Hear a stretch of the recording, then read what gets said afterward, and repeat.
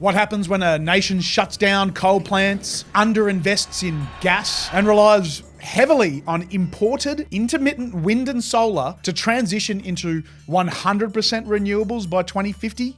You get an energy crisis. Australia is on that path. Power bills are soaring, the grid is under strain, mass blackouts are coming, and our military is one supply chain disruption away from a critical fuel shortage. This isn't just poor policy, it's a national security threat. Sharpen your minds and fire up the turbines, because today we're talking tactics. Geopolitics isn't solely about submarines and fighter jets. It's also about the energy that powers them, the fuel that keeps our economy moving, and the stability of our power grid. Currently, Australia's energy policy seems more driven by ideology rather than strategy. The Albanese government is pursuing an emissions reduction target of 43% from 2005 levels by 2030 and net zero emissions by 2050. And yes, I do consider that to be an important goal, but I want to make sure that it's done in a way that is aligned with our national security interests. I don't think that the current administration has fully considered the economic and security implications of getting those reductions down to zero the way they are now. The path to net zero is already incurring major costs, and as we approach that target, those costs are expected to increase exponentially. It's going to put a strain on the economy, and when the economy buckles under unrealistic targets, we don't achieve climate action, we face chaos. So here are my thoughts. I believe securing Australia's energy future hinges on three pillars: a rapid expansion of domestic gas fields, establishing a strategic fuel storage and production on Australian soil, and extending the life of our coal-fired power stations until viable alternatives are in place. Let's delve into each of these. Pillar 1, expand Australian gas.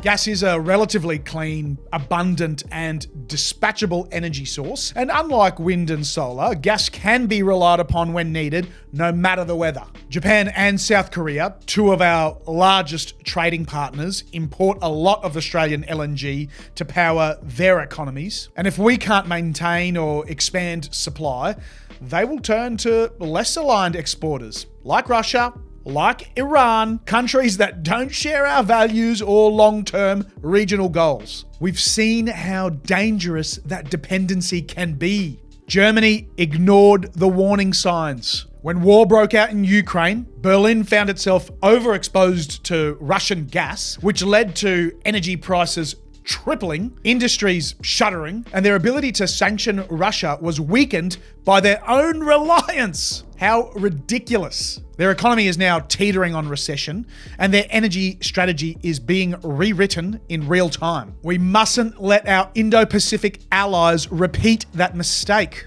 India, another of our largest trading partners and a major emerging power, is rapidly increasing its energy demand. Cementing long-term LNG contracts with India isn't just good business, it builds strategic influence in a crowded and competitive region. The Albanese administration's recent extension of the Northwest Shelf project to 2070 was a necessary step, but not sufficient. Projects like Santos's Barossa and Woodside's Scarborough fields have been delayed by regulatory red tape. Combined, they're worth over $150 billion in lifetime GDP contribution, support tens of thousands of direct and indirect jobs, and generate billions in royalties and corporate taxes. And following from that, Australia's gas industry generates enormous profits, yet the public return from these resources remains surprisingly low. It's time to reform how we tax gas mining companies to ensure Australians get their fair share. The government can capture more of the sector's windfall profits, especially during global price spikes. These funds could be reinvested in energy resilience, infrastructure, or increasing defence spending. Our natural resources belong to all Australians, and our tax system should reflect that. This isn't just about powering homes, it's about anchoring Australia as the Indo-Pacific's most reliable energy partner. Gas exports reinforce our trade position, deepen regional alliances, and create a sovereign revenue stream we can't afford to ignore. Pillar 2. Fuel storage on home soil. The International Energy Agency, or IEA, was formed after the 1973 oil crisis in order to promote energy security among member countries and help to coordinate collective responses to major disruptions in oil supply. The IEA mandates its member states to keep at least 90 days worth of oil reserves in case of a severe disruption, like Iran threatening to cut off the Strait of Hormuz. Australia has not met this 90-day requirement since 2012, and as of February 2025, the IEA records that Australia has only 54 days of oil. This is well below the minimum, and in fact the lowest amount of all member countries in the IEA. Plus, in 2020, Australia and the USA signed an agreement which allowed Australia to lease space in the US Strategic Petroleum Reserve to store Australian-owned oil, so a bunch of our oil reserves aren't even in the country. We only hold 3 weeks physical in this country. In a real emergency, overseas reserves may as well be on the moon. Without fuel, the nation stops. Trucks can't deliver food, emergency services grind to a halt, jet fighters are grounded. It is a clear and present threat to our defense force, our economy, and our sovereignty. The IEA was formed after the 1973 oil crisis to prevent this exact vulnerability. Their 90-day fuel mandate is based on global lessons learned the hard way, and Australia is one of the few developed countries still failing to comply. This needs to be fixed. So what would it take?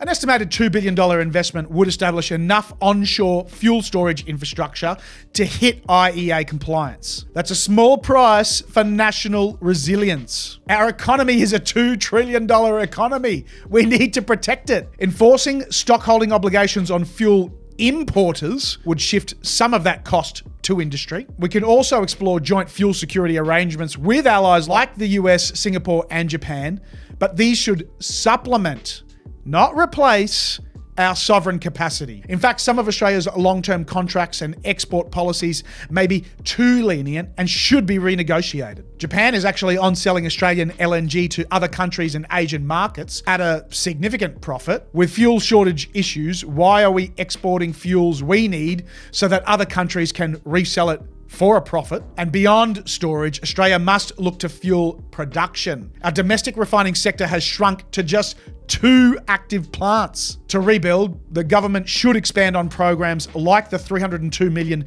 Fuel Security Services payment, targeted subsidies that ensure local refineries remain viable in global downturns. We should also diversify fuel types. Ethanol, for instance, has untapped potential. A national E10 mandate, that is 10% ethanol in all unleaded petrol, would reduce import reliance and create a homegrown biofuel industry. New South Wales and Queensland have mandates, but weak enforcement means actual usage remains below 3%. A nationwide rollout would stimulate investment in regional ethanol plants, support our agricultural sector, which provides the feedstock, and create long-term domestic employment. If properly implemented, ethanol can reduce our dependence on oil, provide fuel flexibility, and improve price stability, especially during overseas shocks like we're about to experience.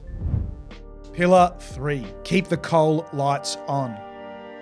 Reliable baseload energy is non-negotiable for a first world economy. And in Australia, that still means coal. Prematurely decommissioning coal-fired power stations without operational, scalable alternatives isn't just irresponsible, it's economically destructive. Germany tried it. They shut down nuclear, wound down coal, and bet everything on Russian gas and intermittent renewables. Then the Russian-Ukrainian war hit, and what happened? Their energy system collapsed. Industry pulled out, manufacturing shrunk, and guess what? They're firing up coal plants again. Australia needs to take note. We mustn't make the same mistakes. Plants like Eraring in New South Wales and Loy Yang A and B in Victoria are critical assets. Extending their life while retrofitting them with carbon capture and storage technologies buys us time to build out